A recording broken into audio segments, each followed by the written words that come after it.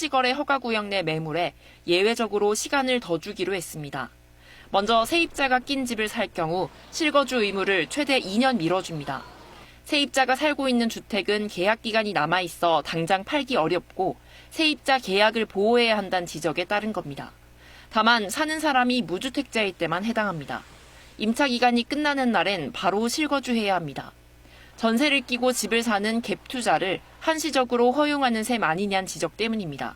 임대 계약을 난 5년 해놨다고 못 할 건데. 보통은 2년이니까 2년으로 하겠습니다. 또 계약은 5월 9일 이내에 반드시 마쳐야 하지만 잔금, 등기에 걸리는 시간은 고려해 주기로 했습니다. 서울 강남 서초 송파와 용산구는 계약 이후 4개월 안에, 그 외 지역은 6개월 안에 잔금 또는 등기를 마치면 양도세 중과를 피할 수 있습니다. 재정경제부는 내일 구체적인 내용을 발표하고 관련 시행령도 개정할 예정입니다. KBS 뉴스 문예슬입니다. 이와 더불어서 민주당은 곧바로 부동산 감독원 설치법을 내놨습니다. 부동산 불법 행위를 뿌리 뽑을 컨트롤 타워라는 게 민주당의 설명인데요. 이수민 기자가 취재했습니다. 민주당이 설치 법안을 내놓은 부동산 감독원은 부동산판 금융감독원이자 경찰입니다. 부동산 공급부터 거래, 등기, 세금까지 전 과정을 감독하고 부처 간 업무를 조율하며 직접 수사도 할 수 있습니다. 부동산판 금감원을 가동해 상시적 모니터링과 정밀 타격으로 불법 투기 세력이 우리 시장에 발붙이지 못하도록 만들겠습니다. 우선 8개 부처에 흩어져 있던 부동산 불법 행위 단속 업무를 기획 조정하는 컨트롤 타워 기능이 주 역할입니다. 주요 사건엔 조율에 그치지 않고 고발 없이도 직접 수사에 나섭니다. 부동산 감독원 공무원을 특별사법경찰로 지정해 수사권을 부여할 계획입니다. 다만 이 과정에서 조사 대상자의 계좌나 대출 내역 같은 금융거래 정보를 들여다볼 수 있게 한 건 벌써부터 논란거리입니다. 상시 감시와 직접 수사를 결합한 초강력 권력기구에 가깝습니다. 거래, 세금, 금융, 임대 등 부동산 전 영역의 정보와 수사 권한이 한 기관에 민주당은 오해라고 주장합니다. 일반적인 조사에선 지금도 각 부처가 확보하는 자료를 심의를 거쳐 받아볼 거고 수사를 시작하면 영장을 받을 거라고 설명했습니다. 조사 단계에서는 지금처럼 금융감독원이나 금감원에서 각종 자료들을 요청할 수 있잖아요. 수사로 전환됐을 때에는 반드시 영장이 필요한 겁니다. 민주당은 올해 상반기 설치법을 처리한 뒤 하반기에 부동산 감독원을 출범시키겠다고 밝혔습니다. KBS 뉴스 이수민입니다. 지난 20여일 동안 민주당 내 극심한 갈등을 일으켰던 조국 혁신당과의 합당 문제가 일단락됐습니다. 합당 논의를 일단 멈추고 지방선거 후에 합당을 다시 추진해보겠다는 게 민주당의 결론입니다. 최민영 기자입니다. 더불어민주당이 조국혁신당과의 합당 논의를 중단하기로 했습니다. 20여일 전 합당을 제안했던 정청래 대표가 직접 결론을 밝혔습니다. 첫째, 지방선거 전 합당 논의를 중단한다.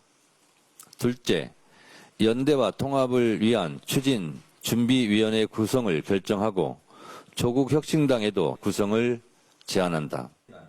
민주당은 당장의 합당 논의는 멈추지만 지방선거 뒤에는 다시 추진하겠다는 뜻을 분명히 했습니다. 그러면서 연대와 통합도 언급해 6.3 지방선거에서 혁신당과의 선거 연대를 추진할 여지도 열어뒀습니다. 민주당 의원총회에서 모인 의원들의 뜻을 최고위원회가 받아들인 겁니다. 정 대표는 합당 갈등은 자신의 부족함 때문이라며 고개를 숙였습니다. 국민 여러분과 더불어민주당 당원들 그리고 조국혁신당 당원들께 사과드립니다. 결론이 났지만 민주당 앞에 놓인 숙제가 적지 않습니다. 합당 논의 갈등으로 정 대표 리더십이 상처를 받아 이를 어떻게 풀지가 일단 과제입니다. 두 당 사이의 이른바 DNA 갈등과 민주당의 8월 전당대회도 향후 합당 논의의 변수로 거론됩니다. 혁신당이 민주당의 제안을 어떻게 받아들일지도 봐야 합니다. 정청래 대표는 어젯밤 혁신당 조국 대표에게 직접 연락해 결론을 전달한 걸로 전해집니다. 조국 대표는 오늘 아침 예정된 긴급 최고위원회에서 민주당 제안에 대한 입장을 밝히겠다고 밝혔습니다. KBS 뉴스 최민영입니다. 조국혁신당 조국 대표가 지방선거 이후에 합당을 논의할 통합추진준비위원회를 구성하자는 민주당의 제안에 동의한다고 밝혔습니다. 조 대표는 오늘 오전 긴급 최고위원회의를 열고 이같이 말했습니다. 또 이번 주 당무위원회를 열어 통합추진위 구성 결정을 추인받기로 했습니다. 아울러 합당 논의 과정에 대한 민주당 정청래 대표의 사과를 받아들인다며 향후 양당의 단결이 강화되기를 희망한다고 말했습니다. 국민의힘 지도부가 지방선거를 앞두고 이른바 윤어게인 세력과 거리 두기에 나섰습니다.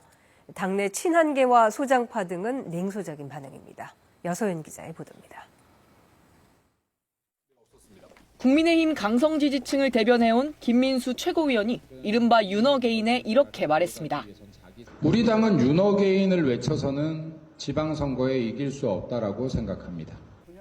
장동혁 대표도 윤어게인에 대한 입장은 그만 묻고 선거부터 생각하자고 했습니다. 장동혁 당신이 우리와 함께 할 수 있는지 답을 하라가 아니라 그 문제를 해결해 줄 수 있는 장동혁과 함께 해야 할. 외연 확장을 위해 윤어게인으로 대표되는 강성 지지층과 전략적 거리두기에 나선 겁니다. 지도부의 이런 태도 변화에 당 안팎, 특히 친한계 반응은 차갑습니다. 선거 패배 시 원인을 당 내분으로 돌리려고 알리바이를 만드는 거라고 주장했습니다. 중국 옛날 보면 변검이라고 합니까? 얼굴이 이렇게 확 바꾸는 거 스마스한 그런 느낌도 하나 들고. 당내 소장파는 노선 변화, 말로만 하지 말고 행동을 보이라는 듯 징계 절차 중단과 지도부의 공천권 강화 수정을 요구했습니다. 인구 50만 이상 기초자치단체장에 대해서 중앙당에서 그 권한을 가져가는 것은 당내 민주주의와 분권에 역행한다는. 하지만 지도부는 이런 요구에 선을 그었고 장 대표를 찾아가 이를 따졌던 배현진 의원 징계 논의도 멈출 기미는 없습니다. 윤석열 전 대통령 재판 선고의 징계 절차까지 갈등의 불씨가 될 수 있는 일정들이 국민의힘 앞에 다가오고 있습니다. KBS 뉴스 여소연입니다. 정부가 의과대학 정원을 내년부터 5년간 3,300여 명 늘리기로 했습니다. 내년도 대학 입시부터 차츰 정원을 늘릴 계획인데 의사협회는 여전히 반발하고 있습니다. 송금한 기자가 보도합니다. 2년 전 정부의 의대 정원 2,000명 증원 방침에 전공의 등 의료계가 집단 반발하며 빚어진 의료대란. 이후 적정한 증원 규모를 정하기 위해 정부와 의료계, 환자단체 등이 머리를 맞댄 끝에 증원안이 확정됐습니다. 내년부터 5년 동안 연평균 660여 명, 모두 3,300여 명을 늘립니다. 2027학년도엔 기존 정원보다 490명을 추가로 뽑고 이후엔 단계적으로 증원 규모가 늘어납니다. 2030년부터는 신설되는 공공의대와 지역의대 정원이 반영됩니다. 복학생 규모를 고려하여 교육의 현장 부담을 완화하기 위해 증원 규모의 80% 수준인 490명을 적용하기로 했습니다. 늘어나는 정원은 모두 지역의사제도 전형으로 뽑고 합격할 경우 지역 공공의료기관 등에서 10년 동안 복무해야 합니다. 증원 규모가 확정됐지만 갈등의 불씨는 남아 있습니다. 당초 2037년까지 부족하다고 추계한 의사 규모는 4,700여 명인데 이번 증원안에는 75%가량만 반영됐습니다. 환자단체 등은 정부가 사실상 의사들 눈치를 본 거라며 유감의 뜻을 밝혔습니다. 반면 의료계는 증원 규모가 여전히 지나치다고 반발하고 있습니다. 후색 맞추기 식의 자문단만으로 이 거대한 교육 파동을 해결할 수 있다고 믿는 것은 오만입니다. 다만 정부가 절충안을 내놓은 만큼 의사들이 과거 의료대란처럼 집단 행동에 나설 가능성은 높지 않다는 게 대체적인 관측입니다. KBS 뉴스 송금환입니다. 이제 늘어나는 의대 정원을 학교별로 배분하는 절차가 남았습니다. 비서울권 32개 의대가 대상인데요. 입시 판도에도 영향을 줄 전망입니다. 이어서 고아름 기자가 보도합니다. 2년 전 증원폭이 가장 컸던 충북대 의대. 증원에 반발해 학교를 떠났다가 복귀한 2사 2호학번이 동시에 수업을 듣고 있습니다. 강의실도 교수도 부족한 데다 시설 확충 역시 여의치 않은 상황에서 더 늘어나는 정원을 받아야 합니다. 제4 2학관을 지어주기로 했었잖아요. 다 취소됐거든요. 되돌리면서 다 없어졌어요. 그 예산이. 정부는 교육 여건을 고려해 전국 40개 의대 중 서울권을 제외한 32개 학교에 늘어나는 정원을 배분할 방침입니다. 강의실과 교원 확충 등 교육 여건 개선에도 신속히 나서기로 했습니다. 교육의 질을 담보하고 소규모 의대의 적정화 같은 교육 여건 측면에서의 고려가 꼭 필요하기 때문입니다. 정부는 해당 의대로부터 신청을 받은 뒤 정부 인사와 외부 전문가 등으로 구성된 위원회에서 학교별 증원 규모를 심사할 예정입니다. 배분이 마무리되면 각 대학은 4월 말까지 변경된 모집 인원을 확정하고 늦어도 5월 말까지 2027학년도 수시 모집 요강을 발표합니다. 의대 정원이 늘면서 성적 상위권 학생들을 중심으로 입시 판도의 변화가 예상됩니다. 지역에 있었던 졸업생 가운데 내 힘이 좋았던 친구들이 아마 대거 응시에 나서지 않았다고 예상하고 있고요. 의대 선호 현상이 여전한 데다 지난해 불수능의 여파까지 겹쳐 이른바 N수생이 증가할 거란 전망도 나옵니다. KBS 뉴스 고아름입니다. 트럼프 미국 대통령이 일본에 대해서도 투자가 지연되고 있다며 불만을 드러냈습니다. 다음 달 미일 정상회담을 앞두고 일본은 경제산업상을 미국으로 급파했습니다. 워싱턴 김경수 특파원입니다. 트럼프 미국 대통령은 다카이치 사나의 일본 총리가 총선에서 크게 승리하자 공개적으로 이를 축하했지만 이젠 일본을 향해 청구서를 내밀고 있습니다. 일본 니케이 신문은 일본의 대미 투자 지연에 대해 트럼프가 격노했다고 소식통을 인용해 보도했습니다. 트럼프가 의도적으로 협상을 늦추고 있다고 일본을 의심하고 있다는 겁니다. 트럼프는 투자 약속을 한 나라들을 상대로 빠른 투자를 압박하는 발언을 해왔습니다. I won't use the names. I won't mention Japan.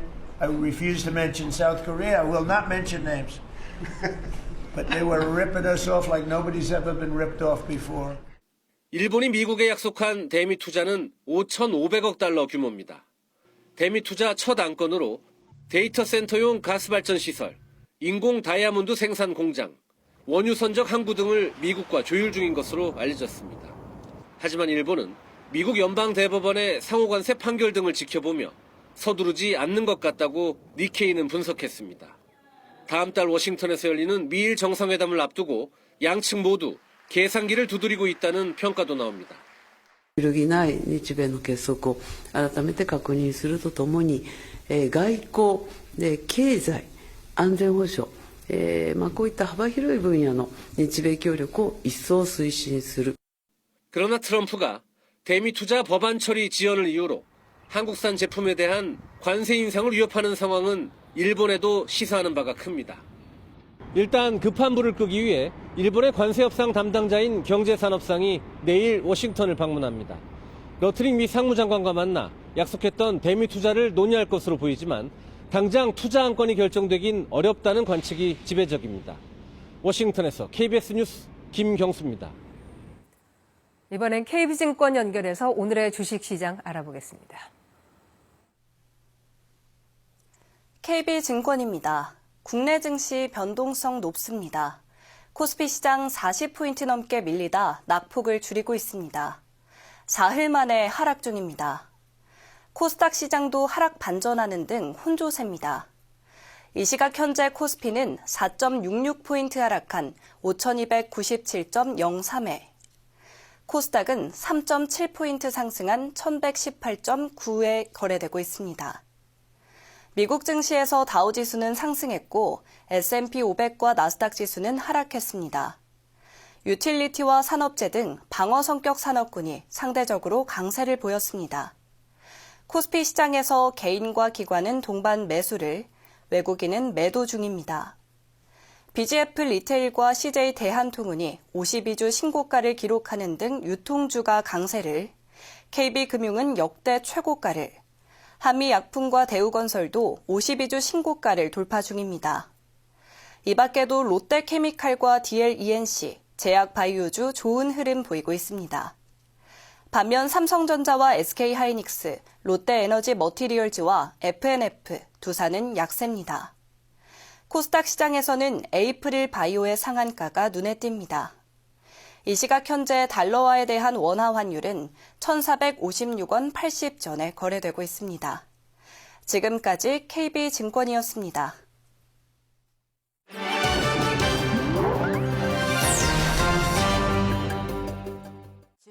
지난해 가계 소비 지출에서 식비가 차지하는 비율인 엔겔 지수가 28.6%를 기록하며 44년 만에 최고치를 나타냈습니다. 엔겔 지수, 수치가 낮을수록 생활에 여유가 있는데요. 2차 대전 직후에는 60%를 넘었던 엔겔 지수는 일본 경제 성장과 함께 꾸준히 떨어져 1981년에는 28.8%를 기록했고 이후에도 감소세를 이어가 2005년 22.9%까지 떨어졌습니다. 그러다 10년 전부터 다시 오르기 시작해 지난해는 1981년 이후 가장 높은 수치인 28.6%에 이르렀습니다.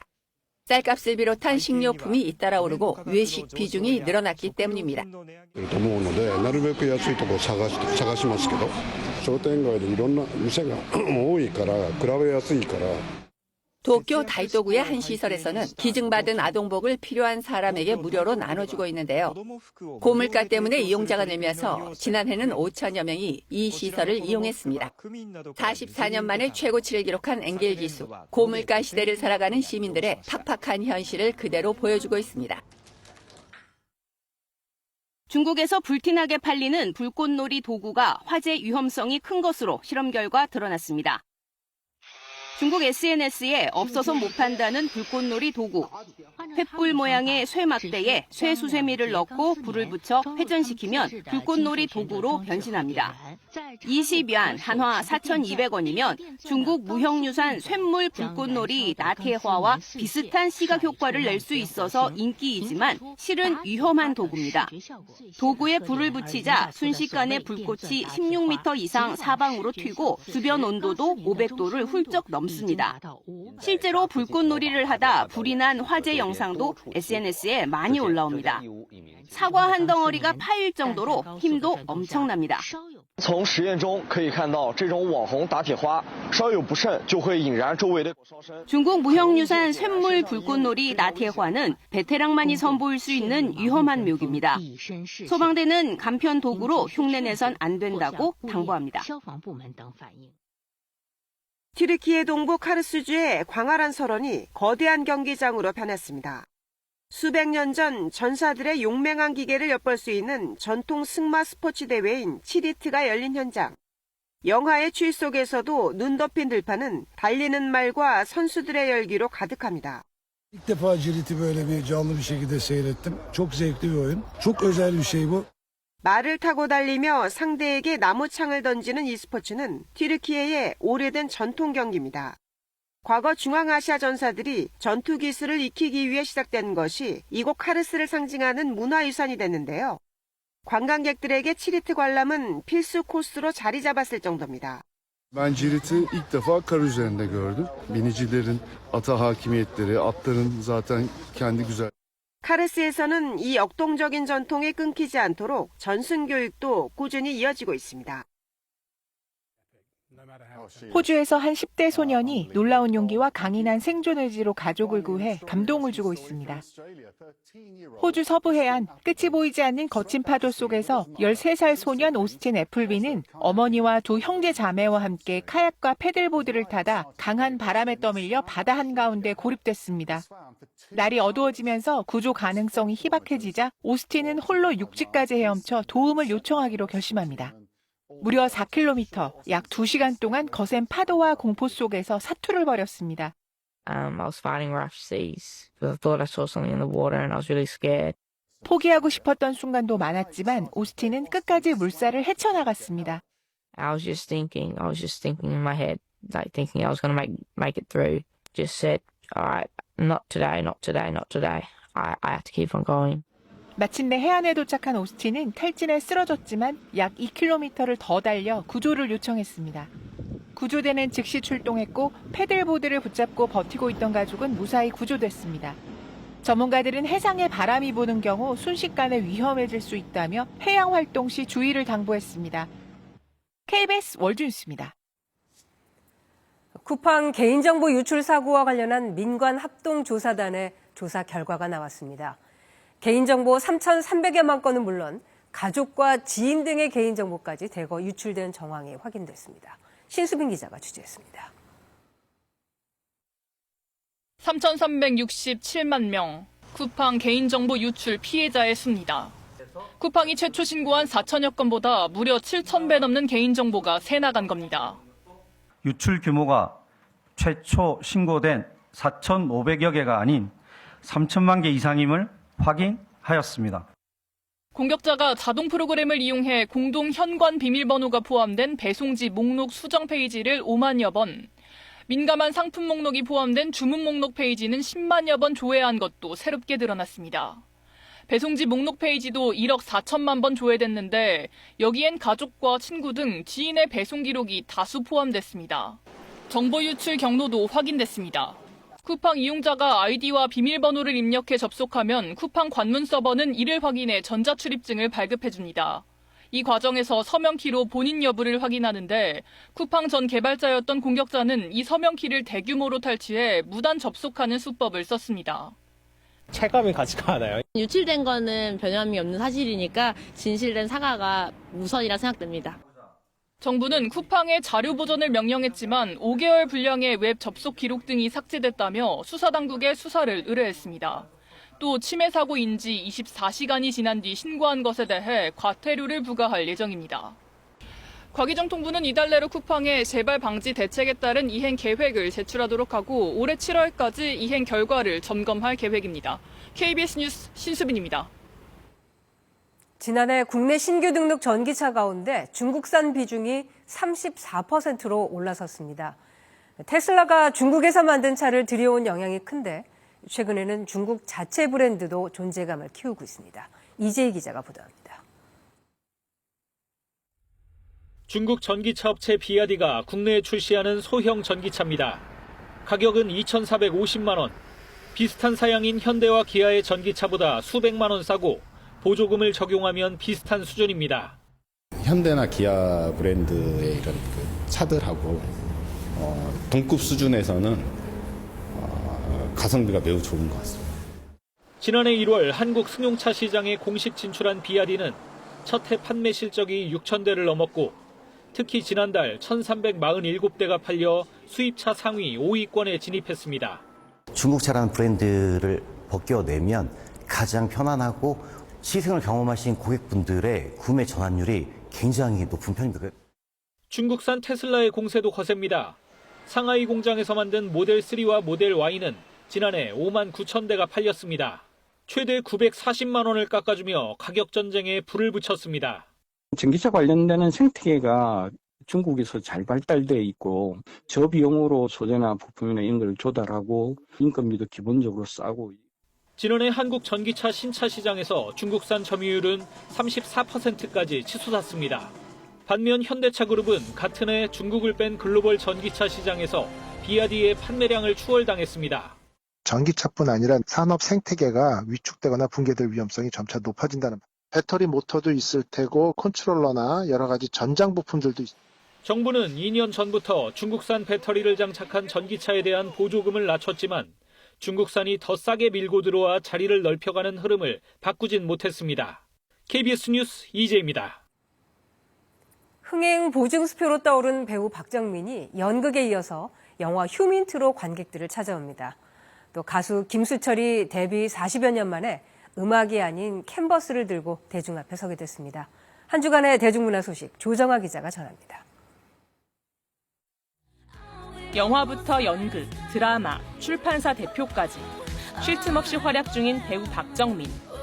대중들 사이에선 어느새 흥행 아이콘으로 자리 잡았습니다. 현재 출연 중인 라이프 오브 파이는 모든 회차 매진을 기록했고 오늘 개봉하는 영화 휴민트에서는 절절한 멜로와 거친 액션을 선보여 박정민의 또 다른 매력을 엿볼 수 있습니다. 굉장히 감정적으로 흔들리는 인물이고 그간 보여주지 않았던 행동들과 선택들을 하는 인물이어서 그 지점이 저는 시나리오 봤을 때도 굉장히 매력적이었고. 뮤지컬계에 믿고 보는 배우 민우혁이 뮤지컬 몽유도원에서 모처럼 지독한 악역을 맡았습니다. 그동안 배려와 사랑이 넘치는 로맨스 연기로 관객을 사로잡았다면 이번엔 사랑과 권력을 향한 헛된 욕망에 눈이 먼 마초남으로 변신해 강렬한 존재감을 드러냈습니다. 로맨틱한 모습을 좀 많이 보여줬던 것 같아요. 그래서 악역을 한번 해보고 싶다 뭐 이런 생각도 하고 있었는데 사극에 또 마침 악역이라서 굉장히 호기심이 가고. 폭이 2m에 달하는 널따란 캔버스에 울긋불긋한 바다가 담겼습니다. 자연을 파괴하는 인간의 오만함을 꼬집은 작품 바다소리입니다. 인간이 욕심으로 자연을 훼손한 그 병든 바다를 가수 김수철이 소리를 이미지로 형상화한 소리 그림을 주제로 첫 번째 전시를 열었습니다. 그럼 상상의 소리, 또 어떤 음악의 소리, 대화의 소리 이런 것들이 다 있어요. 그러니까 추상화도 있지만 아닌 것도 있고 구상도 있고 뭐 이렇게 해서 제 그림이 조금 다양해요.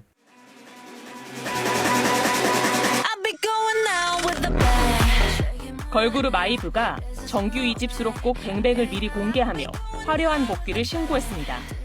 함께 공개된 뮤직비디오에서는 주변에 휘둘리지 않고 스스로 개척해 나가는 당당한 서부의 무법자를 표현해 아이브만의 에너지를 드러냈습니다.